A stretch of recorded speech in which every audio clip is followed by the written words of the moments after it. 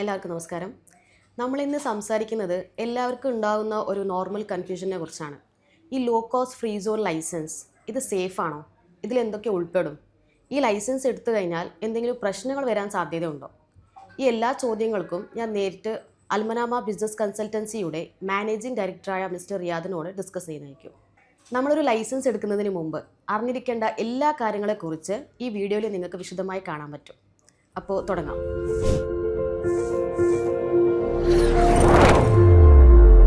Hi sir, ഈ free zone licence എന്ന് പറഞ്ഞാൽ എന്താ? അതിൽ എന്തൊക്കെയാണ് അഡ്വാൻറ്റേജസ്? ഫ്രീ സോൺ ലൈസൻസ് യിലെ ഒരു പ്ലാറ്റ്ഫോമാണ്. ലൈസൻസുകൾ എടുക്കാൻ പറ്റുന്ന ഒരു പ്ലാറ്റ്ഫോമാണ് ഫ്രീ സോൺസ്. യിൽ എല്ലാ എമിറേറ്റ്സിലും ഓൾമോസ്റ്റ് 70-70ഓളം ഫ്രീ സോണുകൾ യിലുണ്ട്. ഈ ഫ്രീ സോൺ ലൈസൻസിൻ്റെ ഏറ്റവും പ്രധാനപ്പെട്ട ബെനിഫിറ്റ് സ്റ്റാർട്ടപ്പ് ചെയ്യുന്ന കമ്പനികൾക്ക് ഏറ്റവും ചൂസ് ചെയ്യാൻ പറ്റുന്നൊരു ഓപ്ഷനാണ് ഫ്രീ സോൺ ലൈസൻസുകൾ. അവിടെ നമുക്ക് ലിമിറ്റഡ് വിസയിൽ ലിമിറ്റഡ് ആക്ടിവിറ്റി വെച്ചുകൊണ്ട് ചെറിയ ലോ കോസ്റ്റിൽ നമുക്ക് ബിസിനസ് സ്റ്റാർട്ട് ചെയ്യാൻ പറ്റും. യിൽ ഏത് എമിറേറ്റ്സിലും. അത് ഓരോ എമിറേറ്റ്സിലും വ്യത്യസ്തമായ ഫ്രീ സോണുകളാണ്. പക്ഷേ ഓരോ ഫ്രീ സോണുകളും ഡിഫറെൻറ്റ് തരത്തിലുള്ള ഫീച്ചേഴ്സുകളും അഡ്വാൻറ്റേജസും ഉണ്ട്. അത് നമ്മൾ ചൂസ് ചെയ്യും പോലെ ഇരിക്കും. നമ്മുടെ റിക്വയർമെൻറ്റ് എന്താണ് ഫ്രീ സോണിൽ ആവശ്യം, അല്ലെങ്കിൽ നമ്മുടെ ബിസിനസ്സിന് എന്താണ് റിക്വയർമെൻ്റ് ഉള്ളത്, ആ റിക്വയർമെൻറ്റിൻ്റെ അടിസ്ഥാനത്തിലായിരിക്കണം നമ്മൾ ഫ്രീ സോണുകളെ ചൂസ് ചെയ്യേണ്ടത്. അത് നമുക്ക് ഒരു ബിസിനസ്സുകാരനെ സംബന്ധിച്ചിട്ട് നല്ലൊരു സ്റ്റാർട്ടപ്പ് ആയിരിക്കും ഫ്രീ സോൺ ലൈസൻസുകൾ. ഓക്കെ, അങ്ങനെയാണെങ്കിൽ ഈ ഫ്രീ സോണിൻ്റെ പാക്കേജസ് എങ്ങനെയാണ്? ഫ്രീ സോണിൽ മെയിനായിട്ട് പാക്കേജ് വരിക ഇൻക്ലൂഡിങ് വിസ ഉൾപ്പെടെയുള്ള പാക്കേജുകളാണ് എല്ലാ ഫ്രീ സോണിലും പ്രൊവൈഡ് ചെയ്യുന്നത്. എക്സാമ്പിൾ, എല്ലാ ഫ്രീ സോണിലും സ്റ്റാർട്ട് ചെയ്യുക 0 വിസ പാക്കേജ് ഒരു പാക്കേജ് ഉണ്ടാവും. അത് നമുക്ക് പ്രധാനമായും വിസയുള്ള ആളുകളുണ്ടാവും. അവർക്ക് ജസ്റ്റ് ഒരു ബിസിനസ് ചെയ്യാൻ വേണ്ടിയിട്ട് ഒരു ട്രേഡ് ലൈസൻസ് വേണം. എന്ന് വെച്ചാൽ ഒരു ബ്രാൻഡ് ഉണ്ടാവണം. എക്സാമ്പിൾ, എനിക്കൊരു ബാങ്ക് അക്കൗണ്ട് വേണം, ഇങ്ങനത്തെ ആവശ്യങ്ങൾ വരുമ്പോൾ അവർക്കൊരു ലൈസൻസ് നിർബന്ധമാവും. അവരെടുക്കുന്നതിൻ്റെ ഒരു പാക്കേജാണ് 0 വിസ പാക്കേജ് എന്ന് പറയുന്നത്. അത് എല്ലാ ഫ്രീ സോണിലും 0 വിസ പാക്കേജുകൾ നിലവിൽ ഉണ്ട്. പിന്നെ നമുക്ക് വരുന്നത് വ്യത്യസ്തമായ ഓരോ ഫ്രീ സോണുകളിലും 1 വിസ പാക്കേജ്, 2 വിസ പാക്കേജ്, അങ്ങനെ ചില ഫ്രീ സോണുകൾ ലിമിറ്റഡ് ആണ്. 4 visa, 5 visa, maximum 5 visa package വരെ പാക്കേജ് കിട്ടത്തുള്ളൂ. ചില ഫ്രീ സോണുകളിൽ നമ്മൾക്ക് അൻറ്റിൽ 20 അല്ലെങ്കിൽ 100 വിസകൾ വരുന്ന വരെയുള്ള പാക്കേജുകളും ഇപ്പോൾ യിൽ അവൈലബിൾ ആണ്. സർ, ഈ 8,000 9,000 ഒക്കെ ലൈസൻസ് പ്ലസ് വിസ കിട്ടുന്ന പല വീഡിയോ ഞാൻ കണ്ടായിരുന്നു. അതിൻ്റെ സത്യാവസ്ഥ ഒന്ന് എക്സ്പ്ലെയിൻ ചെയ്യാമോ? അതെ, നിങ്ങൾ പറഞ്ഞത് ശരിയാണ്. ഇപ്പോൾ മാർക്കറ്റിൽ ധാരാളം ഇതേപോലത്തെ വീഡിയോസുകൾ ചെറിയ എമൗണ്ട് 5,000 പോലും വിസകൾ ലൈസൻസ് ഉൾപ്പെടെ കിട്ടുന്ന രീതിയിൽ മെസ്സേജുകൾ ധാരാളം വരുന്നുണ്ട്. നമ്മളൊരു സത്യാവസ്ഥ മനസ്സിലാക്കേണ്ടത് ഫ്രീ സോണുകൾ ഡയറക്റ്റ് പ്രഖ്യാപിക്കുന്നതാണ് യഥാർത്ഥത്തിൽ ഓഫേഴ്സ് ഒരു ഭാഗത്ത്. സെക്കൻഡ് ഓപ്ഷൻ എന്ന് പറഞ്ഞാൽ നമ്മുടെ ഏജൻറ്റുമാർ എന്ത് ചെയ്യുന്നുണ്ട്, ഇതിനെ കസ്റ്റമൈസ് ചെയ്തിട്ട് അതിനെ ഓഫറാക്കിയിട്ട് പ്രഖ്യാപിക്കലാണ്. പക്ഷേ അതിൽ ഫ്രീ സോൺ തലത്തിൽ എമൗണ്ടിൽ വ്യത്യാസമൊന്നും വരത്തില്ല. അതിൽ ഏറ്റവും ശ്രദ്ധിക്കേണ്ടത് നമ്മൾ കുറച്ച് ഭാഗങ്ങൾ നമ്മൾ ഈ ലൈസൻസ് പോകുമ്പോൾ ശ്രദ്ധിക്കേണ്ടതുണ്ട്. പ്രധാനമായിട്ടും നമ്മൾ എടുക്കുന്ന ആക്ടിവിറ്റികൾ ഏതൊക്കെയാണ്, ആ ആക്ടിവിറ്റികൾ ഏറ്റവും സ്യൂട്ടായിട്ട് പറ്റുന്ന ഏത് ഫ്രീ സോണിലാണ്. വ്യത്യസ്ത തരത്തിലുള്ള ഫ്രീ സോണുകളുണ്ട്. എക്സാമ്പിൾ പറഞ്ഞു കഴിഞ്ഞാൽ ഇപ്പം ദുബായിൽ DTEC എന്ന് പറയുന്ന ഒരു ഫ്രീ സോൺ ഉണ്ട്. DTEC ഫ്രീ സോൺസിൽ അവിടെ ഏറ്റവും കൂടുതൽ IT-യുമായി ബന്ധപ്പെട്ട ആക്ടിവിറ്റിക്കാണ് അവർ പ്രിഫറൻസ് കൊടുക്കുന്നത്. അപ്പോൾ അങ്ങനത്തെ ആളുകൾക്ക് അത് കുറച്ചും കൂടി ബെറ്ററാണ് അങ്ങനത്തെ ഫ്രീ സോൺ സെലക്ട് ചെയ്യാൻ പറ്റുക. ചില ആളുകൾക്ക് ഇ-കൊമേഴ്സുമായി ബന്ധപ്പെട്ട്, അതിപ്പോൾ നമുക്ക് ഇപ്പോൾ ഷാർജയിൽ തന്നെ SPC ഉണ്ട്, അതേപോലെ ഷംസ് ഫ്രീ സോൺ ഉണ്ട്, അതേപോലെ SRTPC ഫ്രീ സോണുകളുണ്ട്, അത് സെലക്ട് ചെയ്യാൻ പറ്റും. പിന്നെ ചില ആളുകൾക്ക് ദുബായ് ബേസ് ചെയ്തിട്ടായിരിക്കും ഫ്രീ സോണുകളും ലൈസൻസുകളും വേണ്ടെന്ന് ആവശ്യമുള്ള ആളുകളുണ്ടാവും. അവരെ സംബന്ധിച്ച് ഇപ്പോൾ ദുബായിൽ IFZA free zone, Meydan free zone, അങ്ങനെ ധാരാളം ജാഫ്സ ഫ്രീ സോൺ, അങ്ങനത്തെ കുറേ ഫ്രീ സോണുകൾ ദുബായിലുണ്ട്. ഇതൊക്കെ നമുക്ക് ചൂസ് ചെയ്യാൻ പറ്റും. പക്ഷേ ഇതൊക്കെ ചൂസ് ചെയ്യുമ്പം നമ്മുടെ കസ്റ്റമർ ശ്രദ്ധിക്കേണ്ടത് എൻ്റെ റിക്വയർമെൻറ്റ് എന്താണോ അതിനനുസരിച്ചിട്ടുള്ള ഒരു ഫ്രീ സോണാണ് അവർ ചൂസ് ചെയ്യേണ്ടത്. ഒപ്പം അതിൽ നമ്മൾ ഓൺ ലൈസൻസ് ഇപ്പോൾ ചില പാക്കേജിൻ്റെ അടിസ്ഥാനത്തിൽ ഇപ്പം ഈ വീഡിയോകൾ വരുന്നതിൻ്റെ അടിസ്ഥാനത്തിൽ പോയിട്ട് വിസ എടുക്കുമ്പോൾ ശ്രദ്ധിക്കണം, എൻ്റെ ലൈസൻസിൽ ഞാൻ മാത്രമാണോ ഉള്ളത്, എൻ്റെ ലൈസൻസിൽ ഇനി വേറെ ഏതെങ്കിലും പാർട്ട്നേഴ്സ് ഉണ്ടോ. ഇതൊക്കെയാണ് ഓഫർ വരുമ്പോൾ ഏറ്റവും കൂടുതൽ ശ്രദ്ധിക്കേണ്ട വിഷയം. പിന്നെ എത്ര വർഷത്തേക്കാണ് വിസയും ലൈസൻസും, അടുത്ത പ്രാവശ്യം റിന്യൂ ചെയ്യുമ്പം ഇത് സെയിം എമൗണ്ട് ആണോ നമ്മൾക്ക് വരുന്നത്. ഇങ്ങനത്തെ കുറേ വളരെ ഇമ്പോർട്ടൻ്റ് ആയിട്ടുള്ള കുറേ സംഗതികൾ നിങ്ങൾ സൂക്ഷിച്ചായിരിക്കണം ഈ പറയുന്ന പാക്കേജുകളുടെ പിന്നാലെ പോകേണ്ടത്. സർ, അപ്പോൾ എനിക്ക് കുറച്ച് ഐഡിയാസ് ഉണ്ട്, കുറച്ച് ആക്ടിവിറ്റീസ് ഒക്കെ ചെയ്യണോ, ഫ്രീ സോൺ ലൈസൻസ് ഓപ്പൺ ചെയ്യണമെന്ന്. അപ്പോൾ ആരെ കണ്ട് സംസാരിച്ചാലാണ് എനിക്ക് ഇതിനെക്കുറിച്ച് കൂടുതൽ വിവരം കിട്ടും? ഒരു നല്ല ചോദ്യമാണത്. അതിൽ ഏറ്റവും പ്രധാനപ്പെട്ട ഇതിൽ ശ്രദ്ധിക്കേണ്ടത്, നമ്മൾ ഒരു ബിസിനസ് നിങ്ങൾക്ക് ഐഡിയ നിങ്ങളുടെ കയ്യിലുണ്ടെങ്കിൽ നിങ്ങൾ ഏറ്റവും ആദ്യം നിങ്ങൾ സമീപിക്കേണ്ടത് ഒരു നല്ല കൺസൾട്ടൻ്റ് അടുത്താണ്. ബിസിനസ് കൺസൾട്ടൻ്റ് ആരാണോ അവരെയാണ് സമീപിക്കേണ്ടത്. അത് എന്തുകൊണ്ടെന്ന് ചോദിച്ചു കഴിഞ്ഞാൽ, ഞാൻ പറഞ്ഞല്ലോ ഏകദേശം 50 മുകളിൽ ഫ്രീ സോണുകൾ യു എയിലുണ്ട്. അപ്പോൾ നിങ്ങൾ ഡയറക്റ്റ് ഒരു ഫ്രീ സോണിലേക്ക് പോയി കഴിഞ്ഞാൽ ആ ഫ്രീ സോണിൻ്റെ ഫീച്ചേഴ്സും അഡ്വാൻറ്റേജസും മാത്രമായിരിക്കും ആ ഫ്രീ സോൺ എന്ത് ചെയ്യുക നിങ്ങളടുത്ത് പറഞ്ഞു തരിക. അതിലുപരി നിങ്ങളുടെ കൺസൾട്ടൻ്റ് അടുത്താണ് നിങ്ങൾ എന്ത് ചെയ്യുന്നത് സമീപിക്കുന്നതെങ്കിൽ നിങ്ങൾക്ക് ഓരോ ഫ്രീ സോണിൻ്റെതും നിങ്ങളുടെ ആക്ടിവിറ്റി റിക്വയർമെൻറ്റും അനുസരിച്ചിട്ട് കസ്റ്റമൈസ് ചെയ്ത് പറയാൻ പറ്റും ഏത് ഫ്രീ സോണാണ് നിങ്ങൾക്ക് കൂടുതൽ ബെറ്റർ എന്നുള്ളത്. അപ്പോൾ അതിന് നിങ്ങൾ പറയേണ്ടത്, പരസ്യം കൊടുക്കുന്നവർ അല്ലെങ്കിൽ പരസ്യത്തിലൂടെ ഓഫർ തരുന്നവരല്ല ബെസ്റ്റ് കൺസൾട്ടൻറ്റ്. ഏറ്റവും കൂടുതൽ മാർക്കറ്റിൽ സജീവമായി നിൽക്കുന്ന എല്ലാ ഫ്രീ സോണുകളുമായി കണക്ഷനുള്ള നല്ല കസ്റ്റമർ സർവേ, നല്ല സാറ്റിസ്ഫാക്ഷൻ സർവേ ഉള്ള കൺസൾട്ടൻറ്റ് നിങ്ങൾ തിരഞ്ഞെടുക്കുക. എന്നിട്ട് നിങ്ങൾ റിക്വയർമെൻറ്റ് കൊടുക്കുക. അപ്പോൾ അവർ നിങ്ങൾക്ക് ചൂസ് ചെയ്ത് തരും ഏത് ഫ്രീ സോണാണ്. അതിൽ നിങ്ങൾക്ക് 1, 2, 3 ഫ്രീ സോണുകൾ നിങ്ങൾ ചൂസ് ചെയ്യുക. അതിൽ ബെറ്റർ നിങ്ങൾക്ക് എന്ത് ചെയ്യാൻ പറ്റും, ചൂസ് ചെയ്യാൻ പറ്റും. ഒരിക്കലും നിങ്ങൾ ഡയറക്റ്റ് ഒരു ഫ്രീ സോണിലേക്ക് പോയി കഴിഞ്ഞാൽ ഈ ഒരു ഫെസിലിറ്റി നിങ്ങൾക്ക് കിട്ടത്തില്ല. ഇപ്പോൾ ഇതിന് നമുക്ക് ആശങ്കയുണ്ടാക്കുന്ന ചില വിഷയങ്ങൾ, ഇപ്പോൾ ഒരു കൺസൾട്ടൻ്റ് അടുത്ത് പോയി കഴിഞ്ഞാൽ അവർക്ക് PR ചാർജ് കൊടുക്കേണ്ടി വരുമോ, അങ്ങനെ അവർക്ക് എക്സ്ട്രാ മണി, അല്ലെങ്കിൽ അവർ നമ്മളെ ചീറ്റ് ചെയ്യുമോ, ഇങ്ങനത്തെ കുറേ ഡൗട്ടുകൾ ഉണ്ടാവും. നമ്മൾ പറഞ്ഞത്, നിങ്ങൾ ഒരു 2, 3 ഫ്രീ സോണുകൾ സെലക്ട് ചെയ്തിട്ട് ഇവരുടെ ഒരു കൺസൾട്ടൻ്റ് കൃത്യമായിട്ട് അവരുടെ അഡ്വൈസ് വാങ്ങിയ ശേഷം നിങ്ങൾക്ക് എന്ത് ചെയ്യാം, ചൂസ് ചെയ്യാം. അതിൽ ഈ പറയുന്ന ഓരോ നിങ്ങൾ ശ്രദ്ധിക്കേണ്ട കുറേ മേഖലകളുണ്ടാവും. ഇത് ചൂസ് ചെയ്യുമ്പം അത് നമുക്ക് എന്ത് ചെയ്യാം, ഈ പറയുന്ന വിസ പ്രൊസീജിയർ ആയിരുന്നാലും മറ്റ് ആക്ടിവിറ്റി പ്രൊസീജിയർ ആയിരുന്നാലും ഇതിൻ്റെ എത്ര വർഷത്തെ വാലിഡിറ്റി, ആർക്കൊക്കെ ഇത് നമുക്ക് ചെയ്യാൻ പറ്റും, എവിടെയൊക്കെ ബിസിനസ് ചെയ്യാൻ പറ്റും, ഇതൊക്കെ നിങ്ങൾ എന്ത് ചെയ്യുക അനുസരിച്ചായിരിക്കണം നിങ്ങൾ ഇവരുടെ അഡ്വൈസ് റിസീവ് ചെയ്യേണ്ടത്. നേരത്തെ പറഞ്ഞ പോലെ ഈ 8,000, 9,000 ഒക്കെ കസ്റ്റമൈസ്ഡ് ലൈസൻസ് പാക്കേജസ് വരുന്നില്ലേ, അതെങ്ങനെയാണ് ഏജൻസി കസ്റ്റമൈസ് ചെയ്യുന്നത്? എക്സാമ്പിൾ ചില ഫ്രീ സോണുകളിൽ ഇപ്പോൾ 1 വിസ പാക്കേജ്, അതേപോലെ 2 വിസ പാക്കേജ്. ഒരു എക്സാമ്പിൾ പറഞ്ഞാൽ ഒരു ഫ്രീ സോണിൽ 1 വിസ പാക്കേജിന് 10,000 ആയിരിക്കും ചിലപ്പോൾ, അല്ലെങ്കിൽ 15,000 ആയിരിക്കും വിസ പ്ലസ് ലൈസൻസ് കോസ്റ്റ് വരിക. അതിൻ്റെ കൂടെ ഒരു വിസയും കൂടി ആഡ് ആയി കഴിഞ്ഞാൽ അത് ചിലപ്പം പാർട്ട്ണറായിട്ട് ആഡാവാം, അതല്ലെങ്കിൽ എംപ്ലോയ്മെൻറ്റ് വിസ ആയിട്ട് ആഡ് ചെയ്യാം.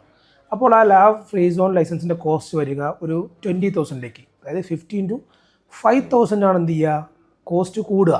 പക്ഷെ 2 വിസ വന്നു ഓൾറെഡി. അപ്പോഴേക്കും എന്ത് ചെയ്യും, ഈ 2 വിസേൻ്റെ പാക്കേജ് കോസ്റ്റ് എത്രയായി ചുരുങ്ങും, 10,000 ആയിട്ട് ചുരുങ്ങും. ഈ രീതിയിൽ എന്ത് ചെയ്യും, ഇവർ കസ്റ്റമൈസ് ചെയ്യും. അതായത് നമ്മൾ എടുക്കുന്ന ലൈസൻസിനകത്ത് ഒന്നിൽ കൂടുതൽ എംപ്ലോയ്മെൻറ്റ് വിസകളോ ഒന്നിൽ കൂടുതൽ പാർട്ട്നേഴ്സിനെയോ ആഡ് ചെയ്തായിരിക്കും ഈ രീതിയിലുള്ള പാക്കേജുകൾ സെറ്റ് ചെയ്യുക.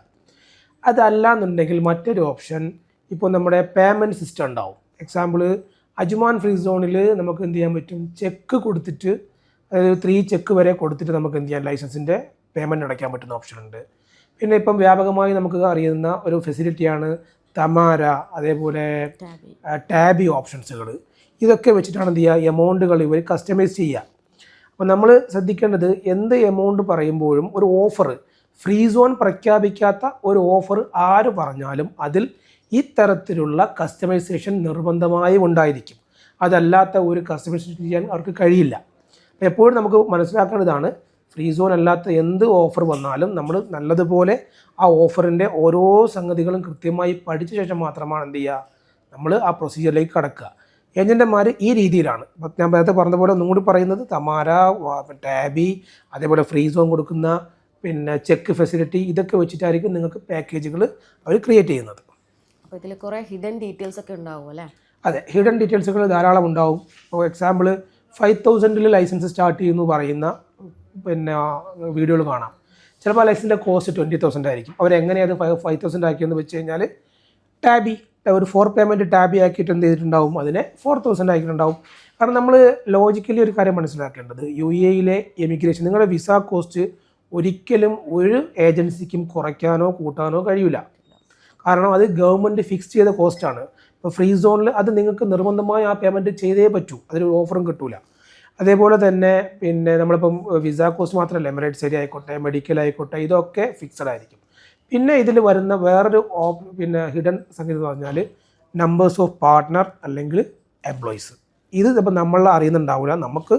നമ്മളെ സംബന്ധിച്ച് നമ്മൾ വിസ എടുത്തിട്ടുണ്ടാവും, പക്ഷേ നമ്മുടെ പേരിൽ ലൈസൻസ് ഉണ്ടോ നമ്മൾ ശ്രദ്ധിക്കണം. നമ്മളെ പേരിലാണ് ലൈസൻസ് എടുത്തിട്ടുള്ളത്. ഇനി ഇൻ കേസ് നമ്മളെ പേരിലാണ് ലൈസൻസ് എടുത്തിട്ടുണ്ടെങ്കിൽ അതിനകത്ത് നമ്മളറിയാതെ കുറേ വിസകൾ എടുത്തിട്ടുണ്ടോ, ഇതൊക്കെ നമ്മൾ ശ്രദ്ധിക്കേണ്ട ഭാഗങ്ങളാണ്. റിയാദ് സർ, അപ്പോൾ ഞാനൊരു ലൈസൻസ് എടുക്കുന്നു, അതിൽ ഒന്നിൽ കൂടുതൽ പാർട്ട്നേഴ്സ് ഉണ്ട്. എനിക്കത് കുറച്ച് ബഡ്ജറ്റ് ഫ്രീ ആയിരിക്കുമല്ലോ. അപ്പോൾ ഈ എക്സ്ട്രാ പാർട്ട്നേഴ്സ് ഉള്ളത് കൊണ്ട് എനിക്ക് എന്തെങ്കിലും പ്രോബ്ലംസ് വരാൻ ചാൻസ് ഉണ്ടോ? അതായത് ഈ ഒന്നിൽ കൂടുതൽ പാർട്ട്നേഴ്സ് രണ്ട് രീതിയിലുണ്ടാവും. ഒന്ന്, ഇപ്പം ഞാൻ അറിയുന്ന ഒന്നോ രണ്ടോ ആളുകൾ ചേർന്നിട്ടുണ്ടാകുന്ന ഒരു പാർട്ട്ണർഷിപ്പ്, ഒരു ലൈസൻസ് ഇപ്പോൾ ഫ്രീ സോണിൽ ലൈസൻസ് ഓപ്പൺ ആക്കുന്നു, എനിക്ക് അറിയുന്ന ആളുകളാണ്. അത് നമ്മളെല്ലാം കൂടി കൂടിയാലോചിച്ച് തുടങ്ങുന്ന ഒരു പാർട്ണർഷിപ്പ് ലൈസൻസ് ആണെങ്കിൽ നിങ്ങൾക്ക് ആ ബെനിഫിറ്റ് ഒക്കെ നിങ്ങൾക്ക് കിട്ടും. കാരണം നമ്പർ ഓഫ് വിസ കൂടുന്നതിനുള്ള കോസ്റ്റ് കുറയും, ബഡ്ജറ്റ് ഫ്രണ്ട്ലി ആയിരിക്കും, അതൊക്കെ ഓക്കെയാണ്. ഹസ്ബൻഡ് ആൻഡ് വൈഫ് അങ്ങനെ അതൊന്നും പ്രശ്നമില്ല. ചിലപ്പോൾ നിങ്ങൾ ഒരേ ബിസിനസ് ചെയ്യുന്ന 3 ആളുകൾ ചേർന്നിട്ട് ഒരു സ്റ്റാർട്ടപ്പ് പോലെ എന്ത് ചെയ്യുന്നു, ഫ്രീ സോൺ ലൈസൻസ് ഓപ്പൺ ആക്കുന്നു, ബിസിനസ് ചെയ്യുന്നു. അതൊക്കെ കാരണം നിങ്ങൾ തമ്മിൽ അറിയുന്ന ആളുകളാണ്. ഇതിൻ്റെ രണ്ടാമത്തെ ഒരു വിഭാഗം എന്ന് വെച്ചാൽ നമ്മൾ അറിയാത്ത പാർട്ണർഷിപ്പ്. അത് നമ്മളെ സംബന്ധിച്ച് നമുക്ക് ലയബിലിറ്റിയാണ്. ഇപ്പോൾ എക്സാമ്പിൾ, ഞാൻ ലാഭം അല്ലെങ്കിൽ ഒരു ഓഫർ നോക്കിയിട്ട് ഞാൻ ലൈസൻസ് എടുക്കുന്നു ചെറിയ കോസ്റ്റിൽ. അവിടെ ഞാൻ അറിയാതെ എന്ത് ചെയ്യുന്നു, ചിലപ്പം വേറൊരു പാർട്ട്ണറിനെ എന്ത് ചെയ്തിട്ടുണ്ട്, എന്ന ഏജൻസി അതിൽ ആഡ് ചെയ്തിട്ടുണ്ടാവാം. ചിലപ്പോൾ ഞാൻ അറിഞ്ഞുകൊണ്ട് തന്നെ ആയിരിക്കും, എനിക്കറിയാം ഞാൻ അറിയാത്ത ഒരാൾ എന്ത് ചെയ്യും ആ ലൈസൻസിൽ പാർട്ണറായി വരുമെന്ന് എനിക്കറിയാം, ഏജൻസി ആഡ് ചെയ്യുന്ന അറിയാം. ഇത് രണ്ട് സംഭവിച്ചാലുമുള്ള ഭാവി തുടങ്ങുന്ന സമയത്ത് പ്രശ്നങ്ങളൊന്നും ഉണ്ടാവില്ല. ഇപ്പം നിങ്ങൾ ലൈസൻസ് എടുത്തു, വിസകളൊക്കെ എടുത്തു, പിന്നെ ഈ തരത്തിലുള്ള ലൈസൻസുകൾ കൂടുതൽ എടുക്കുന്നത് ഫ്രീലാൻസ് വിസയ്ക്ക് വേണ്ടിയിട്ടുള്ള ആളുകളായിരിക്കും കൂടുതൽ എടുക്കുന്നത്.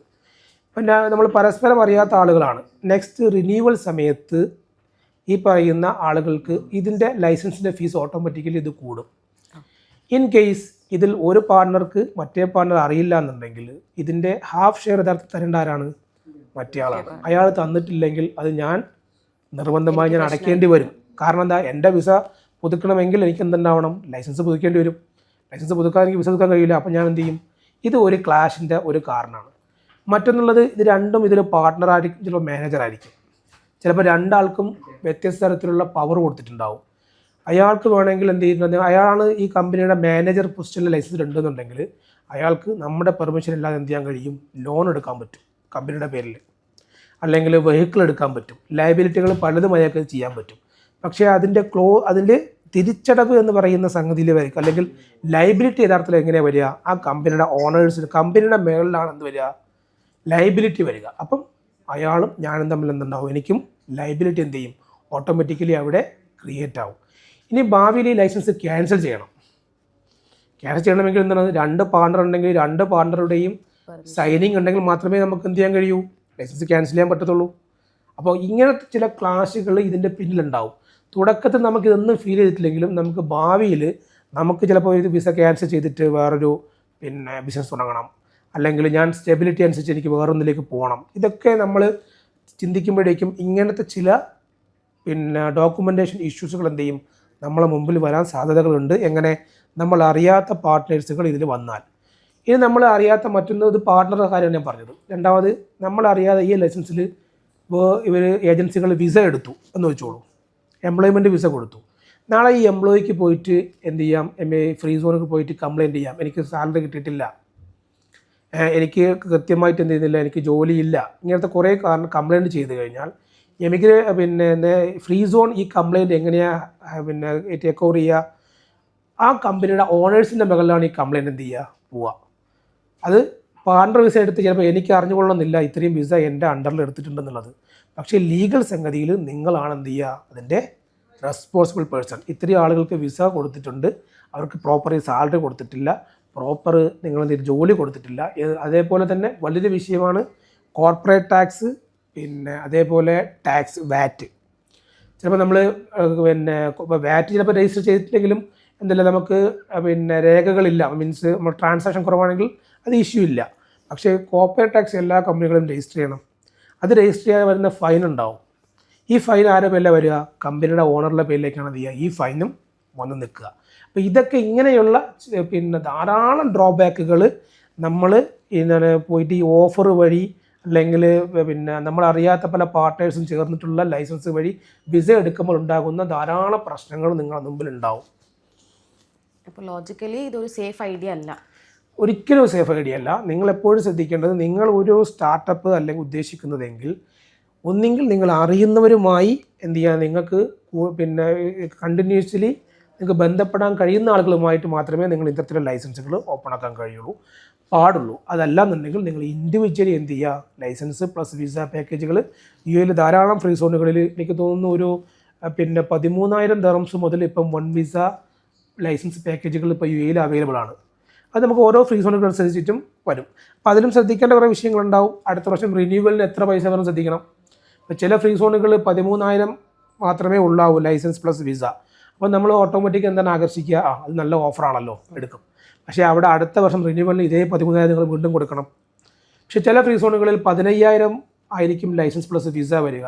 പക്ഷേ നിങ്ങൾ അതേ ഫ്രീ സോണിൽ അടുത്ത വർഷം റിന്യൂവലിന് 8,000 കൊടുത്താൽ മതി.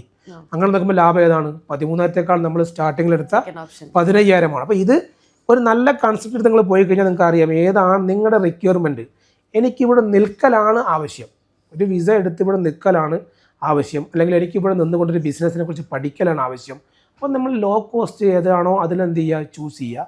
അപ്പോൾ അടുത്ത വർഷം റിന്യൂവലിന് എത്ര എമൗണ്ട് വരുന്നുണ്ട്, ഇതൊക്കെ കറക്റ്റ് അനലൈസ് ചെയ്ത് അണ്ടർസ്റ്റാൻഡ് ആയിട്ടേ നമ്മൾ ചൂസ് ചെയ്യാൻ പാടുള്ളൂ ഏത് ഫ്രീ സോണിലേക്ക് നമ്മൾ ഇത് എടുക്കണമെന്നുള്ളത്. ഒരു ലൈസൻസിൽ പാർട്ട്ണർ വിസ എത്ര എടുക്കാൻ പറ്റും, എംപ്ലോയ്മെൻറ്റ് വിസ എത്ര എടുക്കാൻ പറ്റും? ഇതിൽ പിന്നെ നമ്മൾ ഫ്രീ സോൺ ലൈസൻസുകൾ പ്രധാനമായിട്ടും വിസ പാക്കേജുകളാണ് എന്ത് ചെയ്യുക വരിക. അതായത് ഇപ്പം എക്സാമ്പിൾ പിന്നെ ഒരു 4 വിസ പാക്കേജുള്ള, ഇപ്പം നമുക്ക് അജ്മാനൊക്കെ വിസ പറയണമെങ്കിൽ 4 വിസ 5 വിസ പാക്കേജുകളാണ് കൂടുതലും അവിടെ വരുന്നത്. 5 വിസയിൽ നിങ്ങളുടെ ഓപ്ഷനാണ്. നിങ്ങൾക്ക് വേണമെങ്കിൽ 5 പാർട്ണർ വിസ എടുക്കാം, നിങ്ങൾക്ക് 5 എംപ്ലോയ്മെൻറ്റ് വിസ എടുക്കാം. പക്ഷേ ഇതിൽ ശ്രദ്ധിക്കേണ്ടത്, നിങ്ങൾ പിന്നെ അതിൽ പാർട്ട്ണറാണ് എങ്കിൽ നിങ്ങൾക്ക് എംപ്ലോയ്മെൻറ്റ് വിസ പ്രൊവൈഡ് ചെയ്യുന്നത് ചില ഫ്രീ സോണുകൾ പ്രൊവൈഡ് ചെയ്യുന്നുണ്ട്.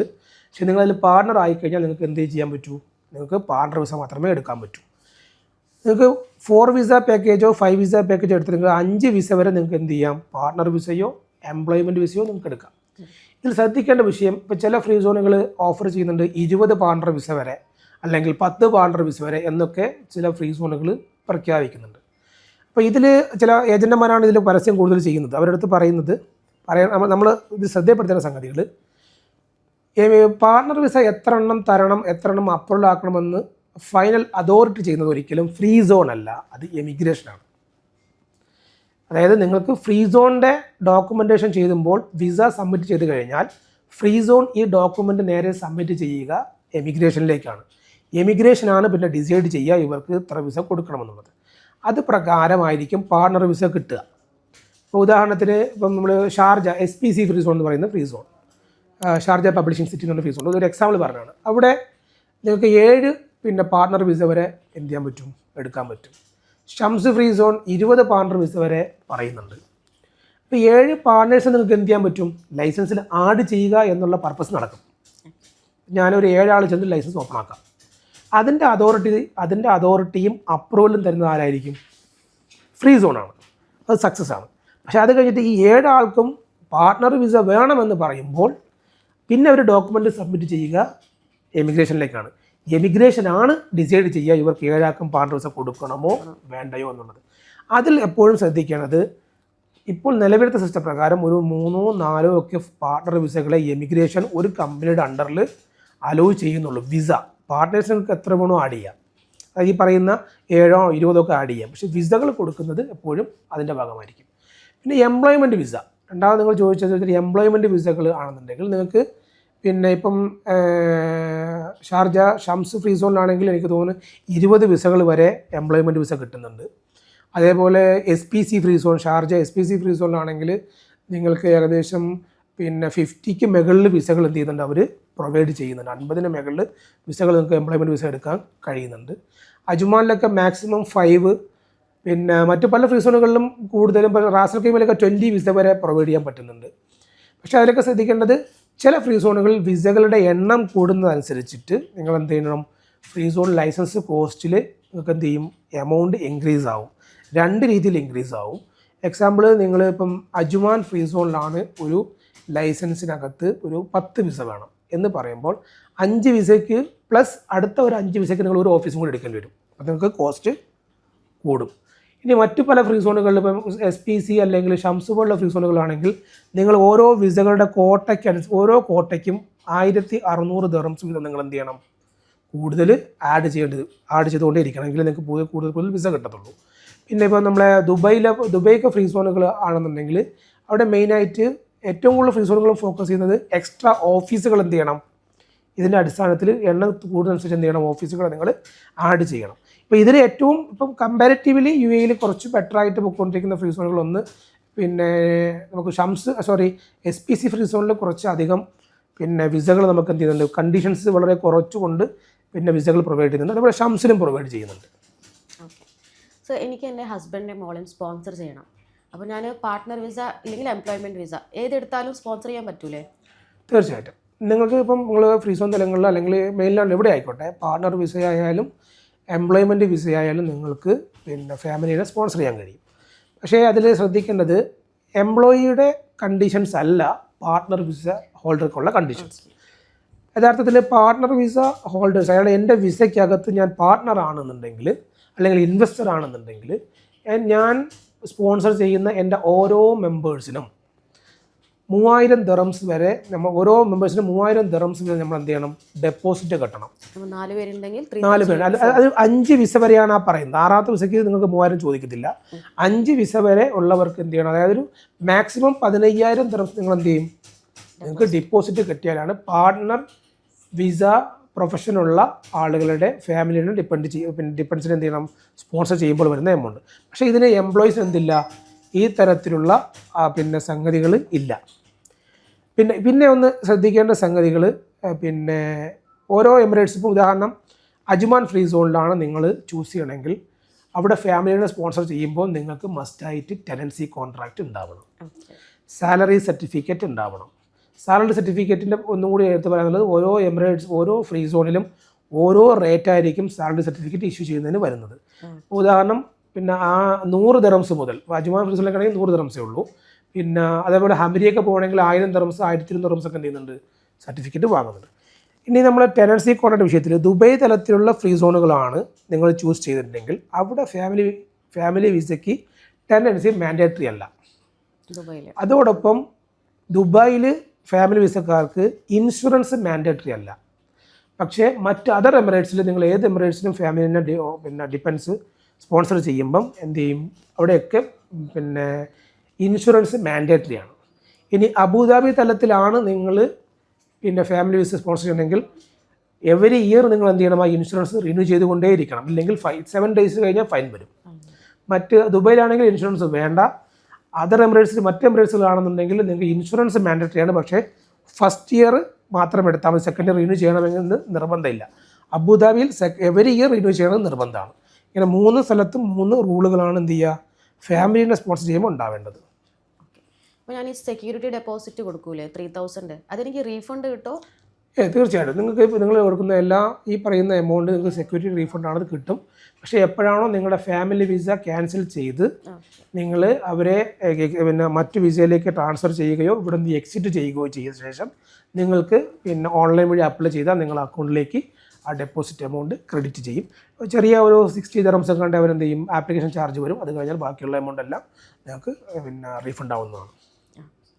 സാർ, അപ്പോൾ 100% ഒരു ഫോറിനറിൻ്റെ പേരിൽ ഈ ലൈസൻസ് തുടങ്ങാൻ പറ്റുമോ? അല്ല ലോക്കലിന് എന്തായാലും ആഡ് ചെയ്യണം എന്നുള്ളൊരു റൂൾസ് ഉണ്ടോ? ഇല്ല, അതിൽ പിന്നെ ഫ്രീ സോണിലാണെന്നുണ്ടെങ്കിൽ നമുക്ക് പിന്നെ ലോക്കൽ മാൻഡേറ്ററി അല്ല, നമ്മുടെ പേരിൽ തന്നെ ആയിരിക്കും 100% ലൈസൻസ് ഉണ്ടാവുക. ഏത് ആക്ടിവിറ്റീസ് ആയാലും ഏത് ആക്ടിവിറ്റീസ് ആയാലും അങ്ങനെ ആക്ടിവിറ്റീസ് റെസ്ട്രിക്ഷൻസ് വരുന്നത് മെയിൻലാൻഡിൽ മാത്രമാണ്, ഫ്രീ സോണിൽ ഇല്ലാതെ. പിന്നെ എനിക്ക് ബാങ്ക് അക്കൗണ്ട് എങ്ങനെയാണ്, ഈ ലൈസൻസ് എടുത്തു കഴിഞ്ഞാൽ ബാങ്ക് അക്കൗണ്ട് ഈസിയാണോ ഓപ്പൺ ചെയ്യാൻ? അതെ, ഫ്രീ സോൺ ലൈസൻസിൽ നിങ്ങൾ ശ്രദ്ധിക്കേണ്ട ഒരു പ്രധാനപ്പെട്ട നമ്മൾ നോക്കേണ്ട ഒരു സംഗതി, നമ്മൾ ഫ്രീ സോൺ ലൈസൻസിൽ എപ്പോഴും നിങ്ങളുടെ പാക്കേജിൻ്റെ കൂടെ തന്നെ ലീസ് എഗ്രിമെൻ്റ് ഉണ്ടാവണം. അത് നിങ്ങളൊന്ന് ഉറപ്പാക്കുക, അതായത് നിങ്ങളുടെ കൺസൾട്ടൻ്റ് അടുത്ത് പോകുമ്പോൾ ഉറപ്പാക്കേണ്ട ഒരു സംഗതിയാണ് എൻ്റെ ലൈസൻസിൻ്റെ കൂടെ ലീസ് എഗ്രിമെൻ്റ് ഉണ്ടോ എന്നുള്ളത്. കാരണം ലീസ് എഗ്രിമെൻ്റ് ആണ് ബാങ്ക് അക്കൗണ്ടിൻ്റെ ഒരു മെയിനായിട്ടുള്ള കണ്ടീഷൻ. അത് ഓൾമോസ്റ്റ് എല്ലാ ഫ്രീ സോണുകളിലും പിന്നെന്തുണ്ട്, ഏകദേശം പിന്നെ ഈ പറയുന്ന നമ്മളെ ചില പാക്കേജുകൾ ഇല്ലെങ്കിൽ പോലും ഓൾമോസ്റ്റ് 90% പാക്കേജുകളിലും ലീസ് എഗ്രിമെൻറ്റ് തരാറുണ്ട്. ആ ലീസ് എഗ്രിമെൻറ്റ് വെച്ച് നമുക്ക് ഒരു ബാങ്ക് അക്കൗണ്ട് ഓപ്പൺ ആക്കാം.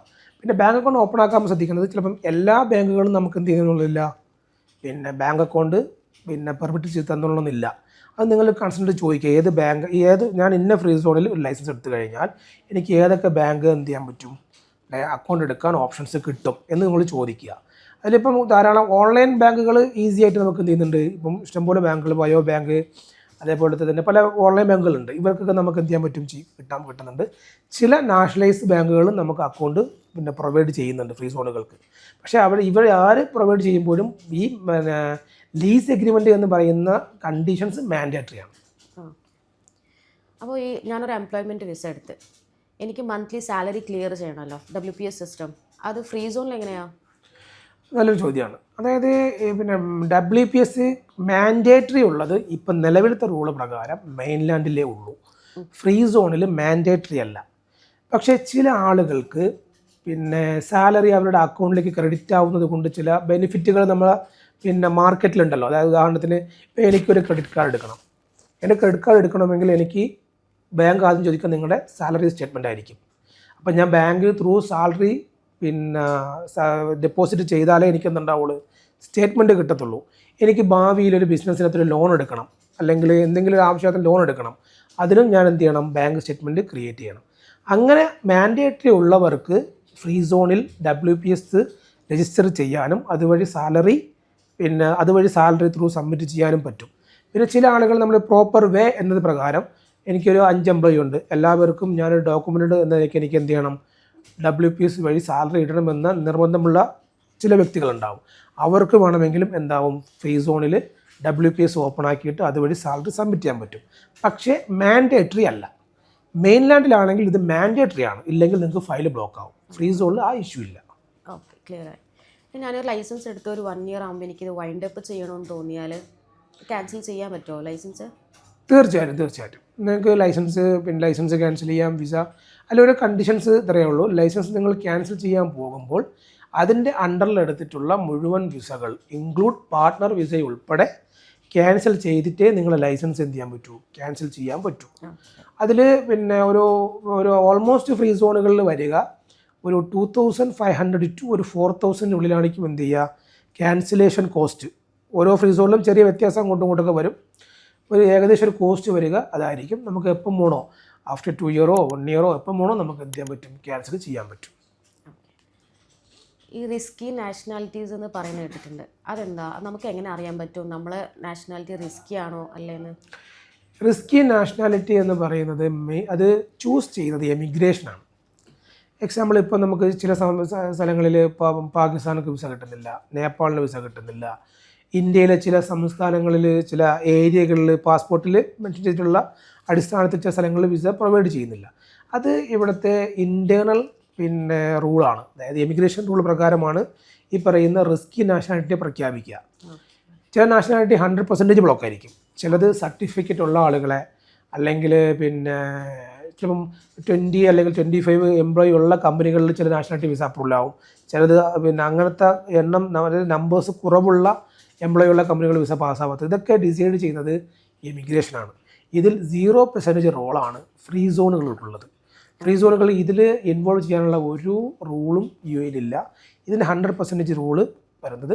ഇത് നിങ്ങൾക്ക് ചൂസ് ചെയ്യാൻ ഒരു ഓപ്ഷൻസ് എന്ന് പറഞ്ഞാൽ ചില ഫ്രീ സോണുകൾ അതായത് പ്രീ അപ്രൂവൽ എടുക്കും. അതായത് ഇപ്പോൾ ഞാൻ ഒരു റിസ്കി നാഷണാലിറ്റി പെട്ട ആളാണ്, എനിക്ക് ലൈസൻസ് ഓപ്പൺ ആക്കണം. അപ്പോൾ എനിക്ക് അവിടെ ഓപ്ഷൻ ഉള്ളത് ആദ്യം ഞാൻ എന്ത് ചെയ്യണം, ഒരു പ്രീ അപ്രൂവൽ എടുക്കണം. ചിലപ്പോൾ ഒരു 1000 1500 അങ്ങനത്തെ എക്സ്പെൻസുകൾ വരും. ഓരോ ഫ്രീ സോണുകളും വ്യത്യസ്തമായ റേറ്റാണ് വാങ്ങുക. അത് നമ്മൾ പ്രീ അപ്രൂവൽ കൊടുക്കും. ഓക്കെ, അപ്പോൾ എനിക്ക് അപ്രൂവ്ഡ് ആണ്. അപ്രൂവൽ ആയിക്കഴിഞ്ഞാൽ അങ്ങനെ അപ്രൂവ് ആകുന്ന ഒരു 95% ആളുകൾക്ക് എന്തുണ്ടാവും, അവിടെ വിസ കിട്ടും.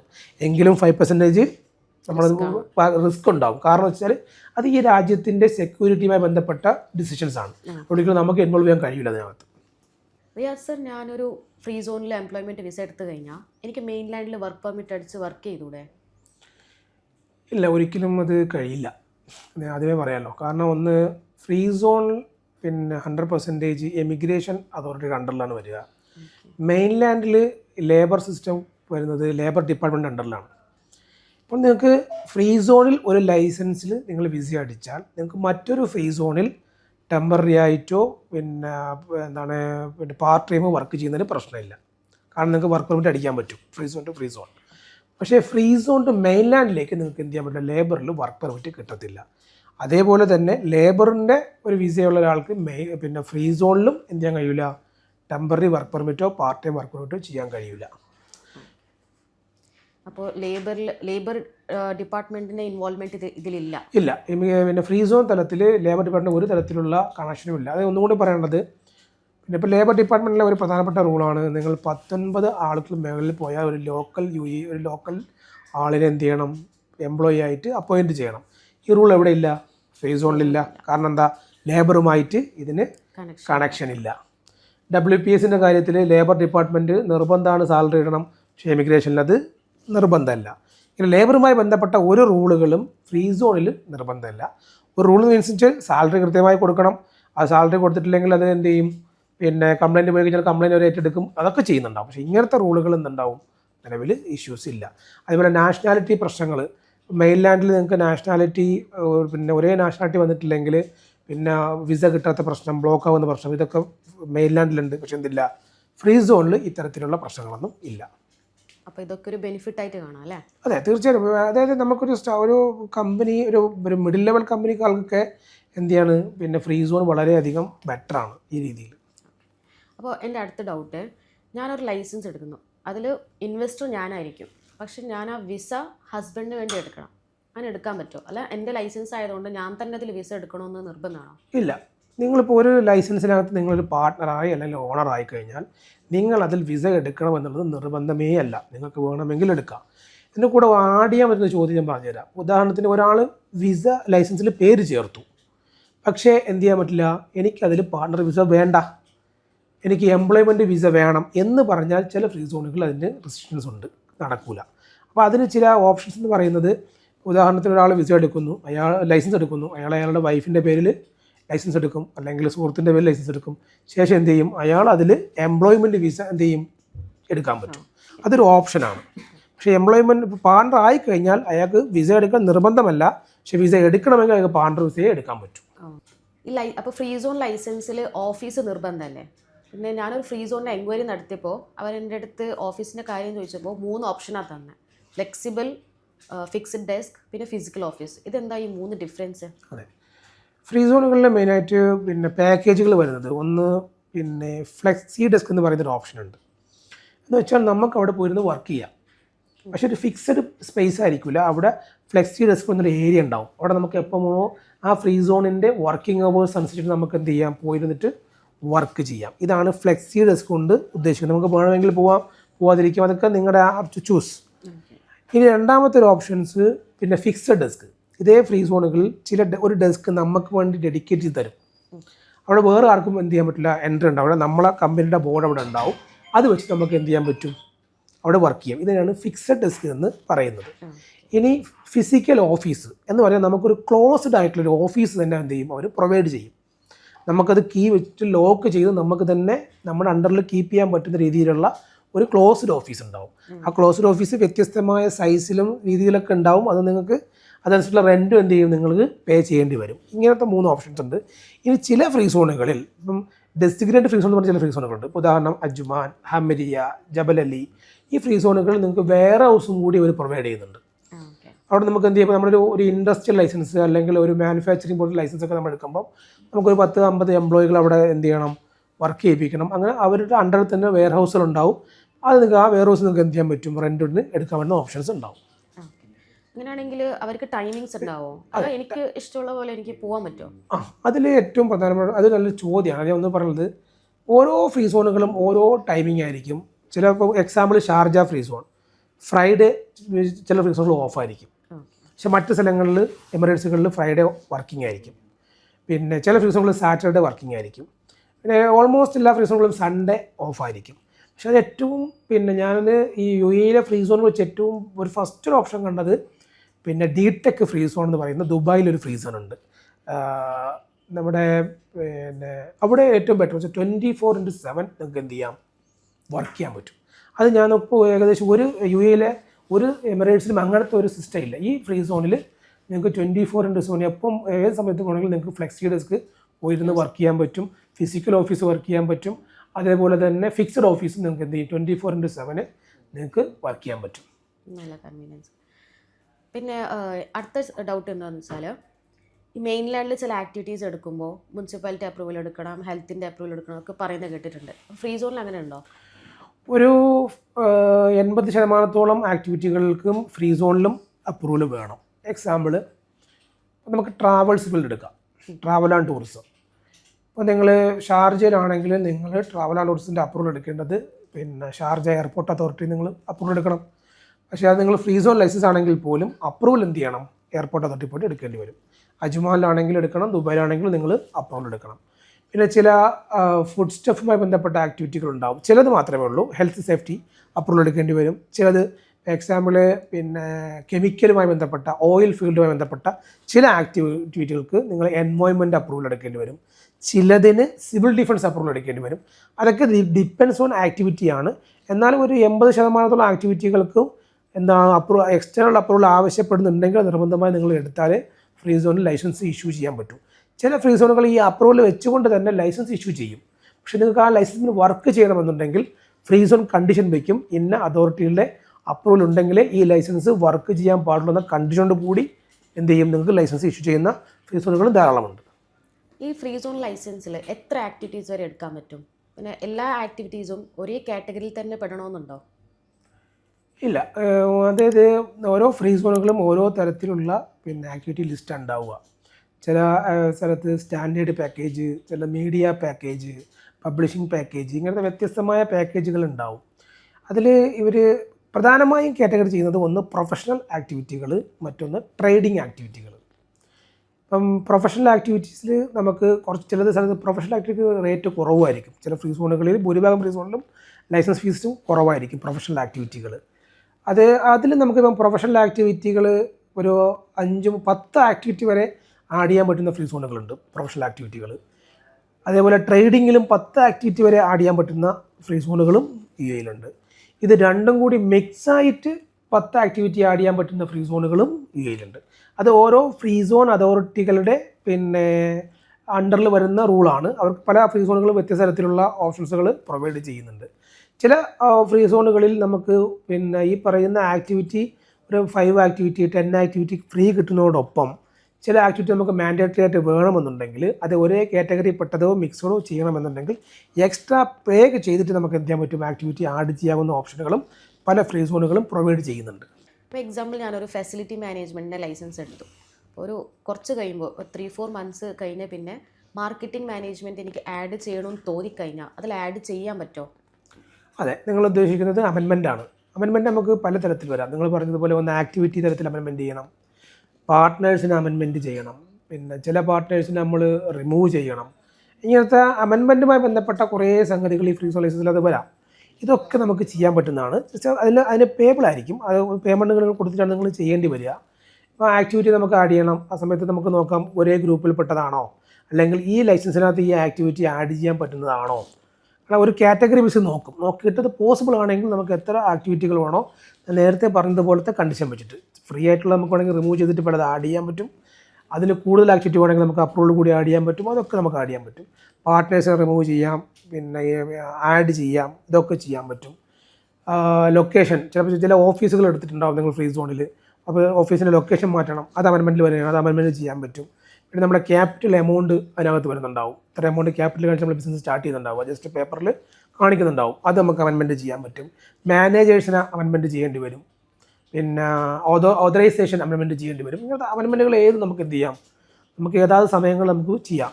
ഏറ്റവും ബെറ്റർ അമെൻമെൻറ്റ് ചെയ്യുമ്പോൾ റിന്യൂവലിൻ്റെ കൂടെ ചെയ്യലാണ് നമുക്ക് കോസ്റ്റ് എഫക്റ്റീവായിട്ട് ചെയ്യാൻ പറ്റുക. ഞാനിപ്പോൾ ഓൾറെഡി വർക്കിംഗ് ആണ്, അപ്പോൾ ഒരു ലൈസൻസ് തുടങ്ങുമ്പോൾ എൻ്റെ കമ്പനീൻ്റെ NOC നിങ്ങൾക്ക് ആവശ്യമുണ്ടോ? ഇല്ല, നിലവിൽ പിന്നെ ചില ഫ്രീ സോണുകളിൽ NOC ചോദിക്കുന്നത്. ഇപ്പോൾ എക്സാമ്പിൾ അജ്മാനിൽ ആവശ്യമില്ല, ഷാർജയിലും എന്ത് ചെയ്യുന്നില്ല, ആവശ്യമില്ല. ദുബൈയിൽ ചില ഫ്രീ സോണുകൾ NOC ചോദിക്കും. നിങ്ങൾ എംപ്ലോയ്മെൻറ്റ് വിസയിലോ ആണെങ്കിൽ മാത്രം നിങ്ങൾക്ക് ചോദിക്കുന്നുണ്ട്. ചില ഒരു ഭൂരിഭാഗം ഫ്രീ സോണും നമുക്ക് ആവശ്യമില്ലാതെ തന്നെ എന്ത് ചെയ്യാൻ പറ്റുന്നുണ്ട്, ഇപ്പോൾ ചെയ്യാൻ പറ്റുന്നുണ്ട്. ഈ ഫ്രീ സോൺ ലൈസൻസ് ആർക്കൊക്കെ എടുക്കാൻ പറ്റും? ഫ്രീ സോൺ ലൈസൻസ് പ്രധാനമായിട്ടും ചൂസ് ചെയ്യാൻ പറ്റുന്നത് ഞങ്ങൾ സജസ്റ്റ് ചെയ്യാം. ഇപ്പോൾ ഞാൻ വ്യക്തിപരമായിട്ട് സജസ്റ്റ് ചെയ്യുന്നത്, ഒന്നൊരു സ്റ്റാർട്ടപ്പ് തുടങ്ങാൻ ആഗ്രഹിക്കുന്ന ആൾക്ക് ഫ്രീ സോൺ ലൈസൻസ് ചൂസ് ചെയ്യാം. കാരണം അയാളൊരു മെയിൻലാൻഡിലൊക്കെ ഒരു ബിസിനസ്സിനെ കുറിച്ചിട്ട് പഠിക്കാനുള്ള ടൈം കിട്ടും. ഇപ്പോൾ ഉദാഹരണത്തിന് എൻ്റെ കയ്യിലൊരു ഐഡിയ ഉണ്ട്. ആ ഐഡിയ UAE എങ്ങനെ ഇംപ്ലിമെൻറ്റ് ചെയ്യാം. അങ്ങനെ ഞാനിവിടെ ഇംപ്ലിമെൻറ്റ് ചെയ്യണമെന്നുണ്ടെങ്കിൽ ഇവിടെ നിനക്ക് നിൽക്കാനുള്ളൊരു വിസ ഉണ്ടാവണം. പിന്നെ എനിക്ക് ചിലപ്പോൾ 1-2 വർഷം എടുക്കുന്നതിനെക്കുറിച്ച് പഠിക്കാനും വേണ്ടിയിട്ട്. ചിലർക്ക് മാർക്കറ്റ്, ഇപ്പോൾ ഉദാഹരണം എൻ്റെ കയ്യിലൊരു ഫുഡ് സ്റ്റഫിൻ്റെ സാധനമുണ്ട്, എനിക്ക് മാർക്കറ്റ് കണ്ടുപിടിക്കണം. മാർക്കറ്റ് കണ്ടുപിടിക്കാൻ ഞാൻ ലൈസൻസും അതേപോലെ വേറെ ദിവസമൊക്കെ എടുത്ത് വെച്ചാൽ എനിക്ക് വലിയ നഷ്ടം വരും. അപ്പോൾ ഇതൊക്കെ പഠിക്കാൻ വരുന്നവർക്ക്, ഒരു സ്റ്റാർട്ടപ്പുകാർക്ക് ഒരു ഓപ്ഷനാണ് ഫ്രീ സോൺ ലൈസൻസ്. അതെടുത്തിട്ട് അവർക്ക് വ്യക്തമായിട്ട് പഠിച്ച് അതിൻ്റെ ഒരു വെയർ ഹൗസും സംഗതിയൊക്കെ കണ്ടെത്തിയിട്ട് അവർക്ക് വേണമെങ്കിൽ എന്ത് ചെയ്യാം, മെയിൻലാൻഡിലോ ഫ്രീ സോണിലോ ലൈസൻസ് ചൂസ് ചെയ്യാം.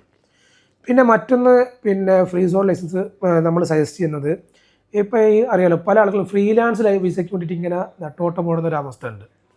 അവർക്ക് നമ്മൾ സജസ്റ്റ് ചെയ്യുക ഫ്രീ സോൺ ലൈസൻസാണ്. കാരണം ഫ്രീലാൻസ് ലൈസൻസിൽ പോയിട്ട് കൊടുക്കുന്നതിനേക്കാൾ നല്ലത്, അങ്ങനെ ഫ്രീലാൻസ് വിസയിൽ പോയിട്ട് കൊടുക്കുന്നതിനേക്കാൾ നല്ലത് സ്വന്തമായിട്ട് വിസയും ലൈസൻസുമുള്ള പാക്കേജ് എടുക്കുകയാണെങ്കിൽ അവർക്ക് എന്ത് ചെയ്യാം, സേഫായിട്ടുള്ള ഒരു മാർഗമാണ് ഫ്രീ സോൺ ലൈസൻസുകൾ. പിന്നെ അതേപോലെ തന്നെ ചെറിയ ഒരു ഉദാഹരണത്തിന് കൊമേഴ്സ് ലൈസൻസ് പോലത്തുള്ള ലൈസൻസുകൾ, അതായത് അവർക്ക് ഒരു ഓഫീസ് വേണ്ട, ഒരു വൈഫുമാർ അല്ലെങ്കിൽ വീട്ടിലിരിക്കുന്ന സ്ത്രീകൾക്കൊക്കെ ചെയ്യാൻ പറ്റുന്നൊരു ബിസിനസ്സാണ് അപ്പം കൊമേഴ്സ് ഇവിടെ ചെയ്യണമെന്നെങ്കിൽ പ്രധാനമായിട്ടും ഇവിടെ എന്തുണ്ടാവണം, ലൈസൻസ് ഇല്ലാതെ ചെയ്യാൻ പാടില്ല UAE. അതെന്തായാലും നിയമപരമായിട്ട് തെറ്റാണ് അങ്ങനെ ചെയ്താൽ. അപ്പോൾ അവർക്കൊരു ഫ്രീ സോൺ ലൈസൻസ് എടുത്തിട്ട് അതിൻ്റെ അണ്ടറിൽ എന്ത് ചെയ്യാം, കൊമേഴ്സ് എന്ന ആക്ടിവിറ്റി തന്നെ ആക്ടിവിറ്റി ലൈസൻസ് കിട്ടും. അത് ഏകദേശം ഒരു 5,000 അകത്തൊക്കെ 5,000 6,000 ഉള്ളിലുള്ള പാക്കേജുകളുള്ള പല ഫ്രീ സോണുകളുണ്ട്. അവിടെ നിന്ന് നമുക്ക് എന്ത് ചെയ്യാൻ പറ്റും, കൊമേഴ്സ് ലൈസൻസ് എടുത്തിട്ട് ഇവർക്ക് എന്ത് ചെയ്യാൻ പറ്റും. അപ്പോൾ അങ്ങനെ ചൂസ് ചെയ്യാൻ പറ്റുന്ന ആളുകളാണ്. പിന്നെ ഒരു വിഭാഗം ആളുകൾ എന്ന് പറയുന്നത്, നമുക്ക് ഇവിടെ ഈ ഫ്രീലാൻസ് വിസ കൂടുതലും ചൂസ് ചെയ്യുന്നത് മാതാപിതാക്കളെ കൊണ്ടുവിടെ നിർത്താൻ പറ്റുന്ന ആളുകളാണ്. നിർത്താൻ ആവശ്യമുള്ള ആളുകൾക്ക് ചിലപ്പോൾ അവർ പാരൻസ് വിസയ്ക്ക് എലിജിബിൾ ആയിരിക്കില്ല. അവർ ഏറ്റവും കൂടുതൽ ആശ്രയിക്കുന്നത് ഈ ഫ്രീലാൻസ് വിസ മാർക്കറ്റിൽ കിട്ടുന്ന ആളുകളടുത്ത് പോയിട്ട് എവിടെയെങ്കിലും വിസ എടുക്കലായിരിക്കും കൂടുതലും ചെയ്യുന്നത്. അതൊരിക്കലും സേഫ് അല്ല. നമ്മൾ വീണ്ടും ആവർത്തിക്കുകയാണ്. അതിലുപരി എന്ത് ചെയ്യാം, ഇതേപോലത്തെ ലൈസൻസുകൾ അവരുടെ പേരിൽ ഓപ്പൺ ആക്കിയിട്ട് എന്ത് ചെയ്യാൻ പറ്റും, അതായത് ലൈബിലിറ്റി ഫ്രീ ആയിട്ടുള്ള ലൈസൻസുകൾ ഓപ്പൺ ആക്കിയിട്ട് അവർക്ക് സേഫായിട്ട് ഇത് ചെയ്യാൻ പറ്റും. ഫാദറിനെയും മദറിനെയും കൊണ്ടുവരുന്നവർക്ക് ചെയ്യാം, അല്ലെങ്കിൽ 2 ഫാമിലികൾ ഒരുമിച്ച് ചേർന്നിട്ട് ഫാദറിനെയും മദറിനെയും അവർക്ക് എന്ത് ചെയ്യാം, 2 ആൾക്കും കൂടി ചേർന്നിട്ട് ലൈസൻസ് ഓപ്പൺ ആക്കാം. ഇങ്ങനത്തെ ലീഗലായ രീതിയിൽ നിങ്ങൾക്ക് എന്ത് ചെയ്യാൻ പറ്റും, ചൂസ് ചെയ്യാൻ പറ്റുന്നൊരു ഓപ്ഷനാണ് ഫ്രീ സോൺ ലൈസൻസുകൾ. പിന്നെ അതേപോലെ തന്നെ ചെറിയ ബിസിനസ് സംരംഭങ്ങൾ, ഉദാഹരണത്തിന് ഒരു ഇമ്പോർട്ട് ചെയ്യുന്നു, കുറേ പ്രോഡക്റ്റ് ഞങ്ങൾ ഇമ്പോർട്ട് ചെയ്യുന്നു, എന്ത് ചെയ്യുന്നു, ഇവിടുന്ന് എക്സ്പോർട്ട് ചെയ്യുന്നു. അവർക്ക് ഏറ്റവും നല്ല ലൈസൻസ് ഏതാണ്, ഫ്രീ സോണാണ്. അവർക്ക് ഇൻറ്റേർണൽ ആക്ടിവിറ്റീസ് കുറവായിരിക്കും. അതായത് മെയിൻലാൻഡിലെ ആക്ടിവിറ്റീസ് കുറവാണെങ്കിൽ അവർക്കും നല്ലൊരു ഓപ്ഷൻസ് ഫ്രീ സോൺ ലൈസൻസാണ് കൂടുതൽ നമ്മൾ സജസ്റ്റ് ചെയ്യുക. Thank you so much Riyadh sir, എൻ്റെ ഇത്രയും ഡൗട്ട്സ് ക്ലിയർ ചെയ്ത് തന്നതിന്. നിങ്ങൾക്ക് എന്തെങ്കിലും ഡൗട്ട് ഉണ്ടെങ്കിൽ അൽമനാമ ബിസിനസ് കൺസൾട്ടൻസിൻ്റെ നമ്പർ താഴെ കൊടുത്തിട്ടുണ്ട്, അതിൽ വിളിച്ചാൽ മതി. അല്ലെങ്കിൽ ഡിസ്ക്രിപ്ഷനിൽ ലിങ്ക് ഉണ്ട്, അതിലൊന്ന് ക്ലിക്ക് ചെയ്താൽ മതി. ഇതുപോലത്തെ യൂസ്ഫുൾ വീഡിയോസിനായി നമ്മുടെ ചാനൽ സബ്സ്ക്രൈബ് ചെയ്യുക. Until the next video, take care.